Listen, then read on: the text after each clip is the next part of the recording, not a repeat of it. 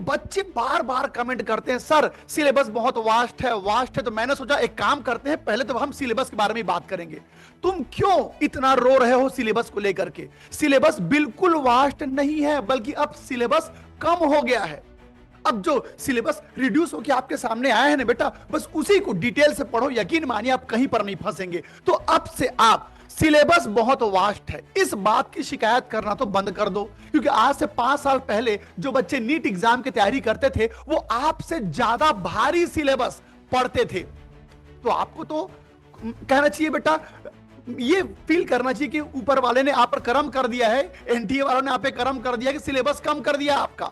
तो कम सिलेबस है तो आप आज के बाद तो कम से कम सिलेबस बहुत ज्यादा है इस बात को लेकर के रोना धोना नहीं करेंगे। और मान लीजिए अभी भी अगर आपको सिलेबस ज्यादा लगता है तो बेटा उसको डिवाइड कीजिए, सिलेबस को डिवाइड कीजिए। अब पढ़ते पढ़ते इतना तो समझ में आ जाता है ना कि हाँ भाई मेरे लिए ये चैप्टर थोड़ा मुश्किल हो रहा है, ये चैप्टर बहुत आसान है। तो आप क्या करिए, चैप्टर्स को, उस चैप्टर में कितना समय लग रहा है, वो चैप्टर आपको कितना हार्ड लग रहा है, इस बेसिस पर उसको आप क्लासिफाई कर दीजिए।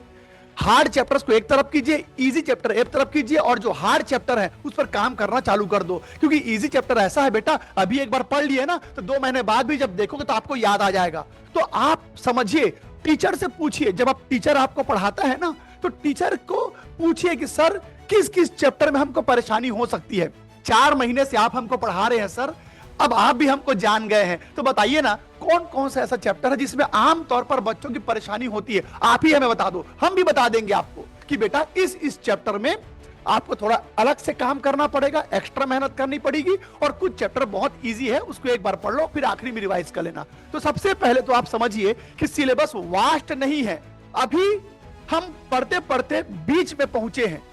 जैसे ही सिलेबस कंप्लीशन की तरफ पहुंचेगा ना, आपको अपने आप सब कुछ क्लियर होता हुआ दिख जाएगा। मतलब आपको लगेगा कि हाँ भाई अब सिलेबस कंप्लीट हो रहा है, अब थोड़ा बोझ भी कम हो रहा है। अभी हम आधा पढ़े हैं ना बेटा, इसलिए मन में इस तरह के ख्याल आते हैं। तो प्लीज सिलेबस बहुत ज्यादा है, इसको लेकर परेशान मत होइए। बस अगर आपने चैप्टर्स को उसको बनाते कैसे हैं उस हिसाब से अगर आपने क्लासिफाई कर लिया तो यकीन कीजिए चीजें परफेक्शन की तरफ अपने आप चले जाएंगी।